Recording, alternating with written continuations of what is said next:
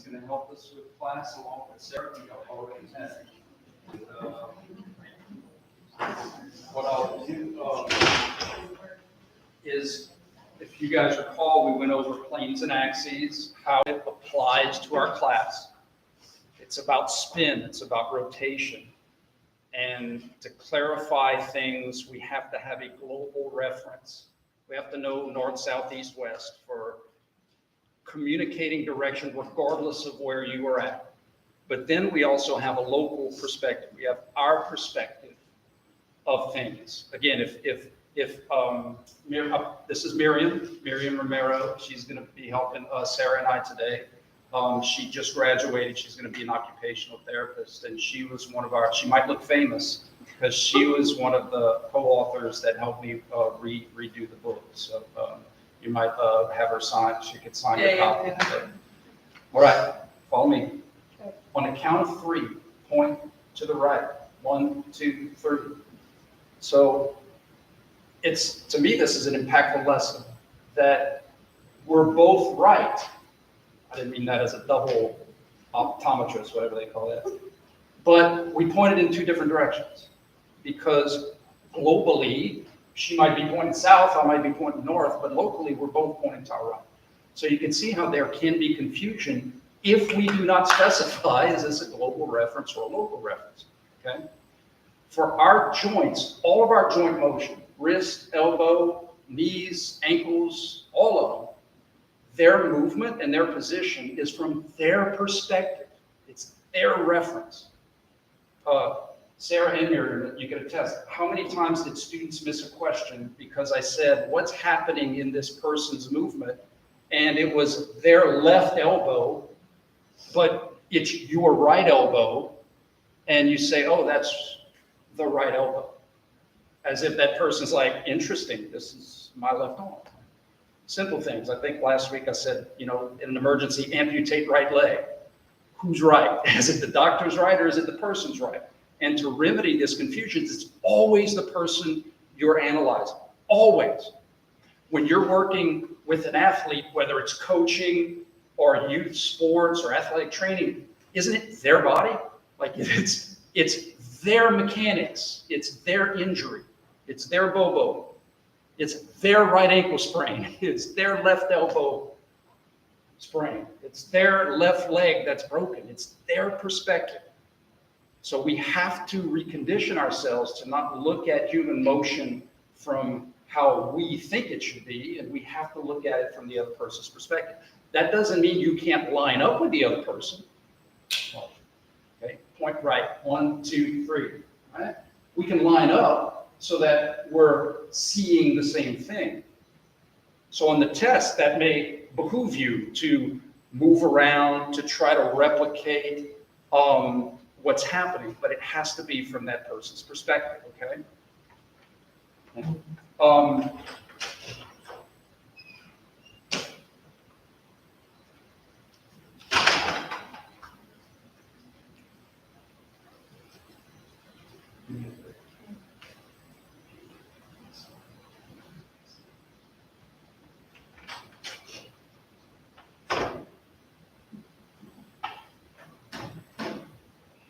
All right, so perspective matters. The elbow has rotation to it. Is there translation with general motion? Yes. I explained, though, why we don't look at motion translatory, because as I'm going forward and up, I could eventually start to go back, right? So we don't want to look at joint motion from a front, a back, a up, a down. We want to look at them as their spin component, the rotational component of that motion, which doesn't change. The elbow is rotating the same the entire time it has flexion. And it's rotating the same the entire time it has extension, because forward, up, back doesn't matter. It's about the spin, okay? So globally, the elbow can rotate in all 3 planes globally, fixed planes. I can flex and extend my elbow sagittally, I can flex and extend my elbow frontally, and I can flex and extend my elbow transversely. But from my elbow's perspective, it can only flex and extend in one plane. It's one plane. it's sagittal plane. In fact, to try to make things simple, all of our joint positions in motion on your first test is all going to be from the joint sagittal plane. It's all going to be flexions and extensions. Because this verbiage is new and it takes time to develop, so I'm trying to make it as simple as possible for us to master sagittal so that we could go off into other roads. I want us to understand I-49 as well as we can before we get into more complex travels, okay? If your elbow does move in another plane, in science we call that a bad day. Your elbow isn't designed to move frontally. It's designed to move sagittally. So when joints move too much in a plane that they were not meant to move, their plane, then you could have injuries, you could have problems, you could have damage, okay? All right? So the key point for today, and then I'm going to let Sarah and Miriam interject how they see planes and axes, is that we have to understand that it's about the spin. It's not about the translation. If I say, what plane is this mug that I just stole moving in? No spin, no plane. It has to have rotation. Transverse, sagittal, frontal. And I explained, go back in the last video where I explained that you can't tell me this is just transverse. It's moving parallel with the ground, yeah, but it's also moving parallel with the front wall. If I do this, yeah, it's moving parallel with the ground, but it's moving parallel with the sidewall. And if I do this, it's moving parallel with the front wall and the sidewall. There can't just be one answer to translatory motion in a plane, but there can be one answer to rotational motion in a plane. Spin about an axis. Sagittal, frontal, transverse. Okay? So globally, when I mention global, that is a fixed reference that we have established in this classroom. Anterior, posterior, AP axis, front of class, back of class. What spins about an anterior, posterior axis? Frontal plane rotations. Side of class. We have two sides of class. Bilateral axis. It's not rocket science. What spins about a bilateral axis? Sagittal plane rotation spin. If you had a globe and you spun it, it's the poles, polar axis. What spins about it? Transverse. How do you guys see planes and axes, or what worked for you guys all learning planes and axes? I think the disc and the pin analogy was probably the best because you could see the axes and you could see how it was rotating about it. For me, I use like basketball, yoga ball. That always helped me because it was like more 3D in my brain. So like rotating the ball this way would be transverse, this way would be sagittal, and then this way would be frontal. So here's the CD, right? Here's the CD. I think I did this on the paper last time, right?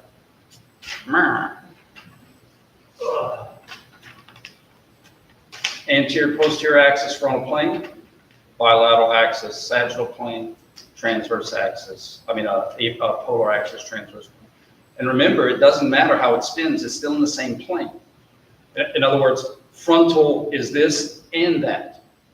Sagittal is this and this. Transverse is this and this. And then you're like, well, how do we separate if it's spinning one way or the other way? Well, how do we separate Interstate 10 being one road, but two different ways to travel on the road? I mentioned that last week, I-10 East, I-10 West. That's why we have things like flexion extension, two different spins, but in the same plane, in the same dimension of spin. Make sense? So if a joint, let's project into the future.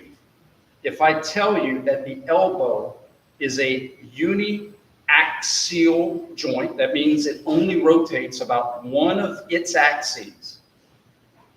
It can spin in one plane about one axis, but it's going to have two different rotations, two different spins, clockwise, counterclockwise, flexion, extension. The hardest one is when we get to these triaxials. 3 axes, 3 planes, 6 spins. Make sense?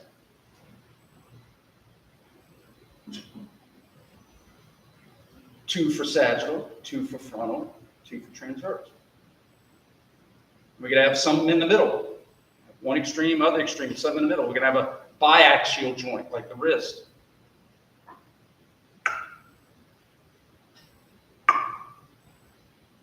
Two axes, two planes of rotation, four joint motions. Okay? Anything else to add about planes and axes? I think it's really important that you don't just understand it with the yoga ball or the pen. You have to be able to apply that to every joint and see how every joint would rotate. Because it's easy to look at a piece of paper and see that, but you have to be able to understand it as it is on the body. Because that's really what we're here for. So like, use those to help you. But if you can look at every joint of your body and see the way that it moves and like figure out what plane that is, what axis, that'll help you more than the rest of the stuff. To your point. So if we were doing flexion and extension of the elbow, right? Okay, flex, extend. All it is this. Right. And what we're saying is that from the elbow's perspective, if you turned like to face the sidewall, let's go this way so they can see it. Flex and extend. To the elbow's like, dude, I'm doing the exact same thing. I'm not doing anything different. So for the elbow, that's still its sagittal plane. But it's in the room's frontal plane. It's like having a misunderstanding with someone. It's like, well, from my perspective, I saw this. Well, from my perspective, I saw that. In baseball, people argue calls all the time, right? But that's not what I saw. As long as we communicate who's seeing what, it shouldn't be confusing. Global is the room, it doesn't move. Right? Another way to look at it in linear terms, but if I say step forward, well, if I'm here, my forward is here. But your forward might be here. It's not meant to be confusing when you have context. Okay? So it's always from the joint's perspective. You guys see planes first or axes first? Planes? I think that's the axis. Mm-hmm. And we talked about last week, either is okay because they don't change. You're never going to have sagittal plane with an AP axis. You're never going to have transverse plane with a bilateral axis. So whether you see axis first and then understand that the plane is perpendicular to it, or whether you see plane first and understand that the axis is perpendicular to it, two different forms of the same thing. We just want right angles. Okay. All right, guys, moving on to page 24. A lot of this is so what, but it's important so what. So bones, you got four main classifications, and they're all based off of usefulness. What do they do? No different than positions on a football field or a basketball field or a soccer field. What do you do? Like the goalie is still a player, but the goalie's responsibility is a little different from a forward example. A lineman in football is different than a wide receiver. So for our bones, our main classifications, flat bones protect. They are our shields. Some shields are bigger than others. Flat bones protect. Skull, flat bone protection. Even ribs, that's protection for your vital organs. They're slotted so that they can expand and contract. But it's all about what's the purpose. Your patella is a subclassification of a flat bone. A sesamoid, but it's a subclass of flat. When you fall, that's like having a little shield that can kind of help protect your knee in the front. Like a little shield in the front, okay? Long bones are great for rotation to translation, movement. Long bones for movement. Short bones, great at dissipating force and summation of movement. The analogy that I like to give, and if you guys have other analogies, feel free to chime in, is if you were jumping from a one-story building for a dare, and you had the option to land on concrete or sand, you're taking sand, and the sand acts as short bones for this analogy. In other words, when you hit the sand, those little grains shift and glide, and there's space in between every little piece of sand. We have bones that have space in between those bones, like our corporal bones and our dorsal bones, that can shift and glide and dissipate force. You imagine someone lifting a lot of weight, like that's a lot of force. So it's nice to kind of have a little shock absorption there between the corporal bones to help dissipate force. Same thing with our feet. As the ground reaction force comes up our chain, it's nice to kind of have some dissipation of that force as it makes its way up our shin. In addition to dissipation of force, those little bones can shift and glide and help summate movement. One short, insignificant, but the sum total of all those shorts can be significant motion. If anybody's ever stacked up dominoes to knock them over, you know what I'm talking about.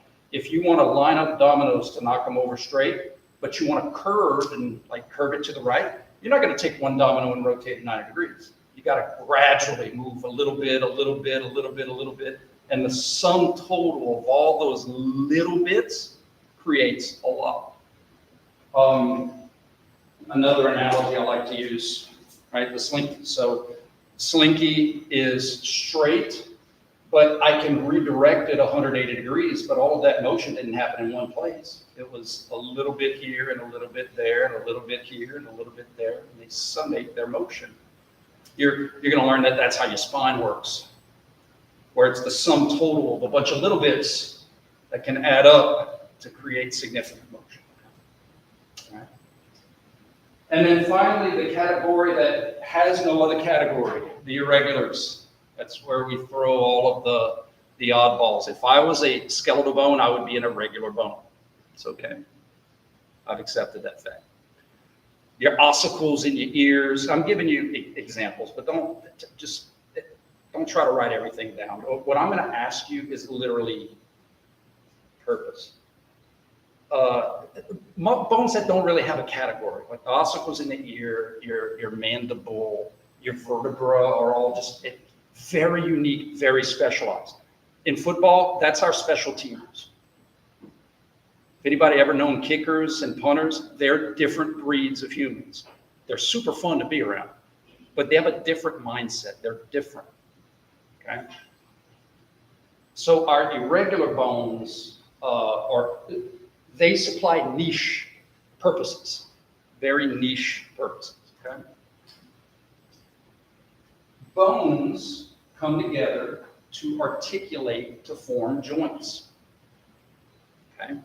So this is a little weird, and again, interject if you want. A joint is one thing, right?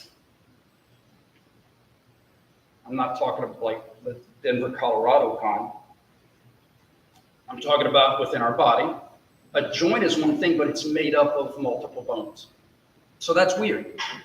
That's weird. My elbow joint is one thing, but it's made up of two different articulating bones. So what that means is, for the purposes of the so what, is that I could be talking about my right elbow, singular.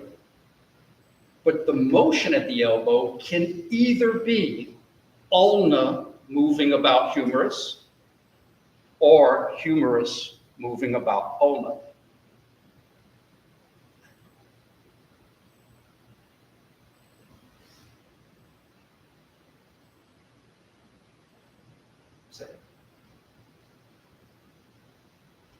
If we have a motion, let's hold hands. Do you remember Red Rover?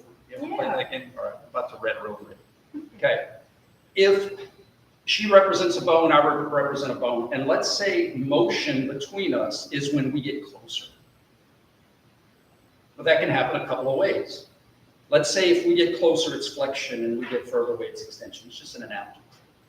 Well, we could get closer by Sarah moving to me, flexion. Or I move to Sarah. It's the same change. It didn't matter. Sarah moved right, I moved left. That's irrelevant. The motion is, how did the bones move relative to each other? I can't say this is flexion and this is extension. Just like, thank you, sir. Just like, remember the board game where I move the piece above the board? And I roll the dice and I say, go forward 3 spaces, 1, 2, 3. I'm in the same square space as if I move the board the other way. I'm in the same space. I still move forward even though the board went back. And that's because not all joint motion, or I'm going to say not all joint motion, but you've been introduced to joint motion with only Sarah moving about me. That's it. You've only had it from one bone moving about the other. You've never been taught how to see the other bone moving differently, okay? All right? We break down joints. We classify things. That's what we do. Hot, warm, cold. We classify things all the time. We classify joints as well. The classifications of joints are based off of movement possibilities. So articulation of bone that has no movement, when you were born, your skull has to be soft so that it can grow slowly over time to get those big brains of yours developed. And then once it stops growing, then it cements up.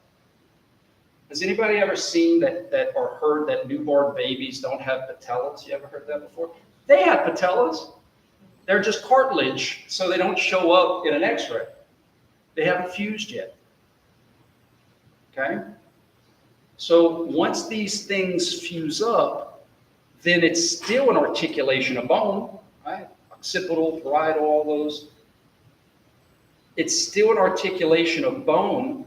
Heck, your socket in your hip, the ilium, ischium, pubis, there's 3 different bones that make up one socket. It's like a border of 2 states. The border doesn't shift or move, but it's there because it separates 2 different states. Campbell, what about plate tectonics and volcanoes? Stop. It's my job to think of these crazy exceptions. So we have one extreme, articulations of bones, joints that have no motion. Then we have the other extreme, the articulation of bones that has the most motion. So it's like I'm showing you the cold and then I'm showing you the hot.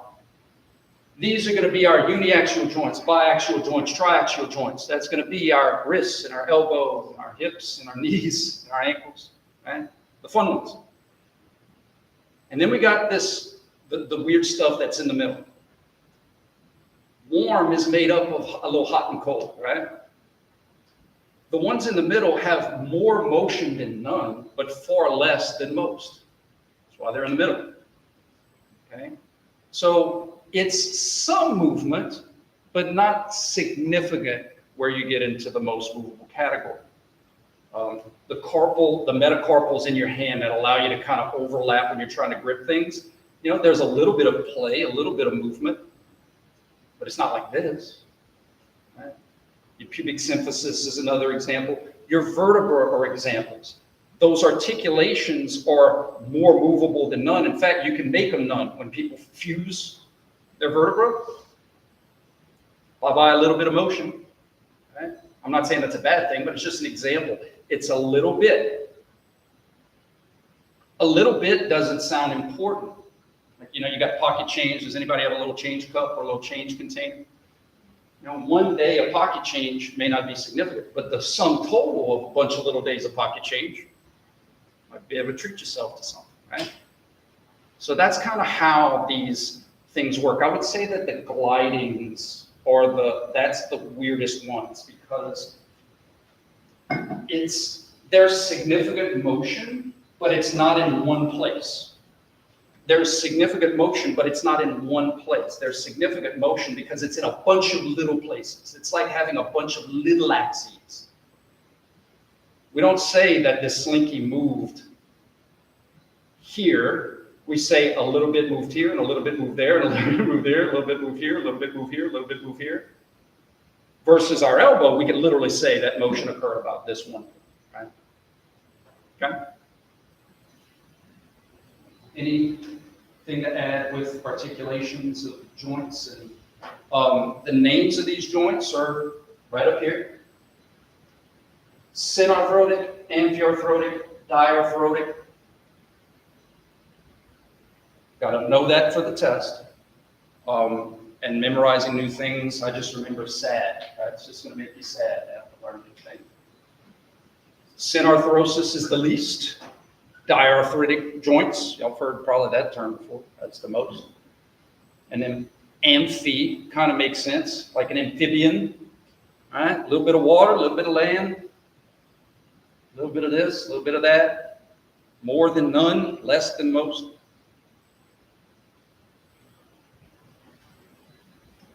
So what this kind of breaks down is these are the classifications, again, based off of axes. But as we're going to see, we have multiple uniaxial joints. We're going to have different ties. We're going to have different tries. They say multi-axial, but we're going to say tri, unicycle, bicycle, tricycle. These go into the specific names, like more detail. Like the saddle is your first carpal, metacarpal, the thumb, the way it sits like a saddle on a horse. The saddle can move like this on the horse, and the saddle can move like that on the horse. So these are just specific names given the specific joints. Ellipsoid is going to be the wrist. And for this test, it's just important that you're introduced to these concepts. When we go into each joint more specifically and in more detail, I'm going to say, okay, guys, our first joint that we're going to talk about in more detail is the ankle. It's a uniaxial hinge. Like me saying those things, I'm hoping you'd be like, oh, okay, got it. I know what a uniaxial hinge joint is. Uniaxial hinge. That's kind of the silhouette. So I just want you to kind of learn these terms so that way once we start applying them, you can play the game. Play the game.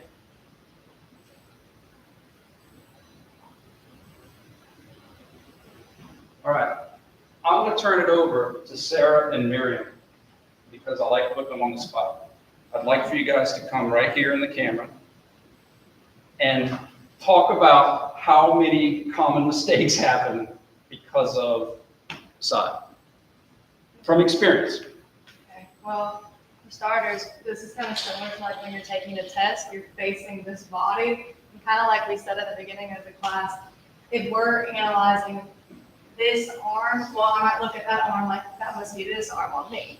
When in reality, that's this arm. So I think that something that helped me on the test often was kind of like, even if I was sitting in my chair, was turning my body in a similar way to this. Because the left of the left kind of gets confusing, like we said, but it's also like we have to establish that perspective. Like we understand that this is him, not this. Yeah. And test questions that can change. One question might be like facing towards you, but then the next question might be about you. So you really have to keep that straight in your mind. I've seen people like, you'll have a scratch sheet of paper. I've seen people write left, and they put it on the opposite sides of the paper so that they know, but that can switch as soon as the person turns around or is on the side, and you have to distinguish. So I mean, it's like, it might sound easy, right and left, but whatever you have all the other ideas of everything you just studied in your brain, right and left, it gets mixed up quick. And it's an easy way to like get a bad grade on the test. But it's also an easy way to make sure you go and check yourself. So like, even if you're not one, like if you're not a person that likes to go back and like retake a test after you're done, because I know I hate that, because I start second guessing. So on these tests, I go back and I like fix things that are like this, or like I'll go back and I'll read right arm, and I like take the time to make sure I put right arm, because that's a simple mistake that gets made so often. So That's why we're making an emphasis of it. How often students miss the 3-foot plus. I can understand missing when we get into pelvic girdle rotations, right? You're kneeling and you do right transverse pelvic girdle rotation, what's happening. I get that. That's like an eagle in golf. but you can miss your 3-foot class. Like, we're literally telling you that students commonly miss this, and we're telling you why. So there is no excuse. You think about the stuff in the middle, right? Like an only child, you have one head, you have one set of circles, like the stuff in the middle, you only have one of them. Appendages are like having twins. And so those twins have 2 separate names, even though sometimes they sound alike and sometimes they don't. But you have to communicate them separately as separate humans. This is the right humerus. That is the left humerus. I know you know this because in biology lab, weren't you guys supposed to identify a right humerus from a left humerus, right? So if a right humerus, you could identify that's the right bone, why wouldn't its articulation be the right shoulder?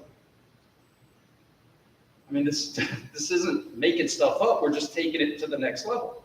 If you know this is a right humerus, why wouldn't this be the right shoulder? Why wouldn't this be the right ulna and the right radius, thus the right elbow?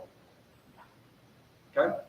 And it can also get a little confusing because you can eventually, hopefully you have figured out your right looks by then, but it can get more complicated whenever you have more than one, like for an example, you have right pelvic-girdle rotation because of left. Let's, I like where you're going. Let's start simple. What's happening here? Start, finish. What's happening in the right? Well, you have 2 people. One of them went east and the other went west. Isn't it important to know who went east and who went west? I can't just say they went east and west. Who went east? Who went west? The right did something and the left did something else. That's why side is important. To Miriam's point, it's going to get we're starting off easy, but eventually we're going to have motions such as left transverse pelvic girdle rotation because of left hip internal rotation and right hip external rotation. You're going to get there, I promise. But side is important because we need to know who spun the basketball and how we spun the basketball. It's no different than last week when we said this is the same as that. It's just instead of just doing one leg, we're just doing it with both. But we can't assume that they're doing the same thing, right? So side is very, very important. And guys, I know it sounds like this lesson is brought to you by like the number 4 and the letter G, right? Sesame Street style. But I'm telling you, and they're telling me, they've seen so many students miss easy questions because they don't understand the concept of perspective. How is that not the left humerus? Was it the left humerus when you were taking biology lab? Because we just get so caught up in our perspective of things. Anything else to interject? Guys, know your basic bones. I'm not telling you got to know incus, stapes, and malleus, but your femur, you know your femur is, your tibia, your fibula, your femur, okay? All right. We're going to talk about one more thing, then we're going to do a little breakout session, okay? And once again, ladies, interject. When we say analyze motion joint by joint, I don't know if there could be a more important concept to learn, memorize, understand, because a lot of motions are going to look crazy. Neo in the Matrix stuff. There's a lot of moving parts when you throw a baseball or throw a football or kick a soccer ball. That can be overwhelming because you're seeing the movement pattern all at once. But what my students will learn to do is say, well, it may look confusing, but technically, has anybody ever seen people that can do art with Etch-a-Sketch? You ever seen them? Like they can make beautiful, I can draw stick people, that's what I got. 2 little knobs, and they can make beautiful artwork. So what I'm saying is that when you see something that looks complex, I need to train you to refocus and say, well, it looks like a beautiful piece of artwork, which it is, but it's really just made up of two little simple knobs that either are spinning one way or the other way.